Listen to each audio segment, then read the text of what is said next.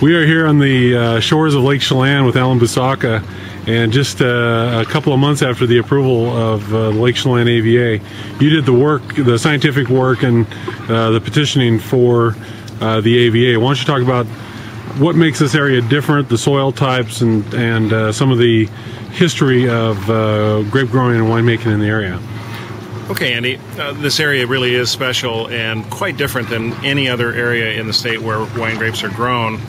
Almost all the other areas, such as Red Mountain, Wahluke Slope, the Columbia Valley for the most part, are in areas that are influenced by the outburst floods from Lake Missoula and by bedrock that underlies everything that's Columbia River basalt, black basalt rock. Here in the Lake Chelan Valley, we have a valley that was carved by a glacier that came right out of the heart of the Cascade Range. And the lake is 50-some miles long. There was a huge glacier here, and so at the time that the Missoula floods were happening, approximately 20 to 10,000 years ago, this whole valley was occupied by glacial ice, and it was carved, the valley, by a glacier, so that's different.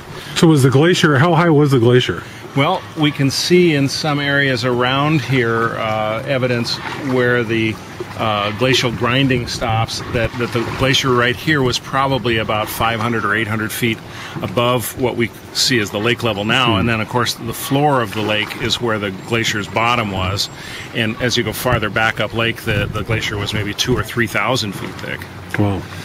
Now, one of the big differences between the rest of the Columbia Valley and this area is the difference between the basalt rock and what's the granite? The granite here. Do you want to talk a little bit about that? Sure. In terms of the mineral content and the way it weathers and breaks down into soil, totally different regime here in the Cascades, where we have, in this part of the Cascades anyway, granite bedrock, which is light in color, really high in quartz, and minerals like feldspar and so on, which are really almost totally absent in the basalts, and they weather down differently. So the soils here are a completely different beast than the soils on the Columbia Plateau, which are derived ultimately by glacial activity, but that glacial activity was up in Canada.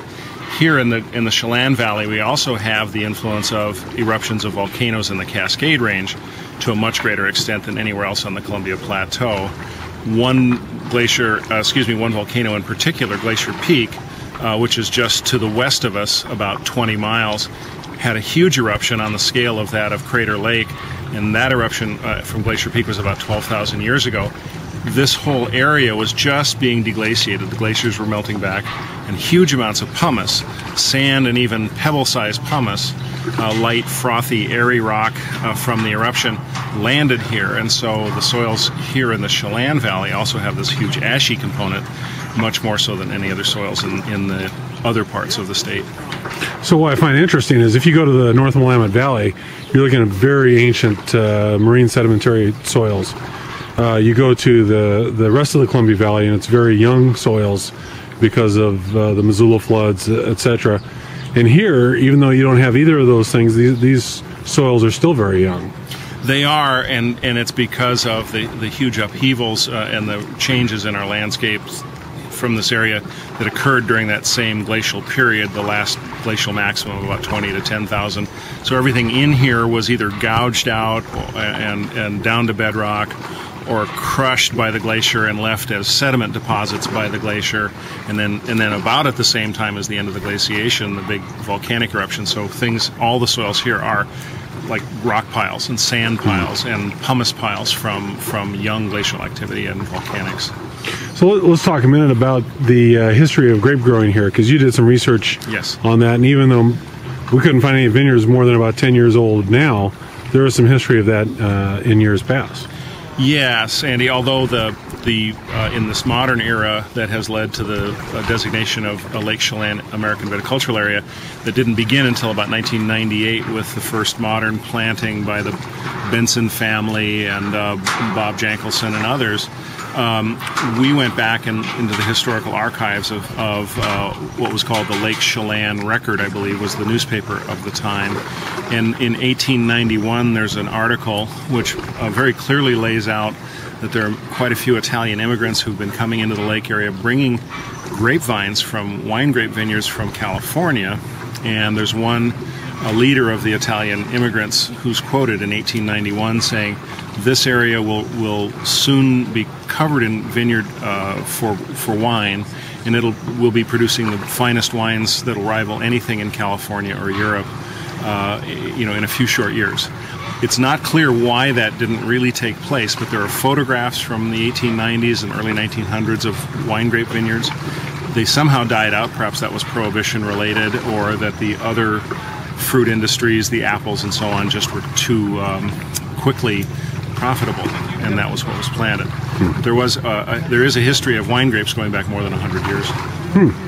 So today we've got how many wineries in the valley? I think there are about 15. There may be a few more that are in the startup stage. Okay, so just kind of starting to arrive, and then how many acres of vineyard do you think there are? The latest updated tally of acres, both in production and newly planted, is about 250 acres of grapes, which is a substantial amount of grapes. Okay, and it seems like there's room for more depending on what happens to the apple industry, I suppose. Yeah, that's right. There are still huge acreages of tree fruit orchards in the Lake Chelan, Manson area, and if people were to choose to continue to plant wine grapes, there is more land available with water rights to irrigate grapes. Tell us a little bit about the process of getting an AVA through the government process, the government and such. The process of submitting a report requesting that a new AVA be designated is called the petitioning process, and they have quite clear rules that they would like to have met. Documentation of the potential to grow wine grapes, that there's been a history of fruit or wine grape production. They want a very detailed delineation or description of the geographic boundary, because it has to be very exactly recorded from a legal point of view. Is this piece of land inside or outside the AVA? So you have to describe the boundaries very exactly, and you have to document why that shape of an area and that size of an area is the right size. Why shouldn't it be bigger? Why shouldn't it be smaller? And then it comes down to documenting from the point of view of geography, geology, soils, and climate, that the area that's being proposed really stands out as being different than its surrounding areas in the potential for wine grape production. And in this case, as we've already covered, the geologic history, the soils, the history of fruit production, the effect of the huge body of the lake water moderating climate in the summer and in the winter, all adds up to a very tight and strongly defensible AVA area that they read through the petition, checked the facts, and said, yeah, we agree with you, and they awarded the AVA in June. This is not your first AVA that you've worked on.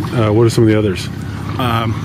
I started off by helping people who were preparing AVA petitions, and helped with the Rattlesnake Hills AVA petition, the Horseheaven Hills AVA petition, after doing academic research in the university on the Walla Walla Valley appellation, or AVA, and Red Mountain AVA.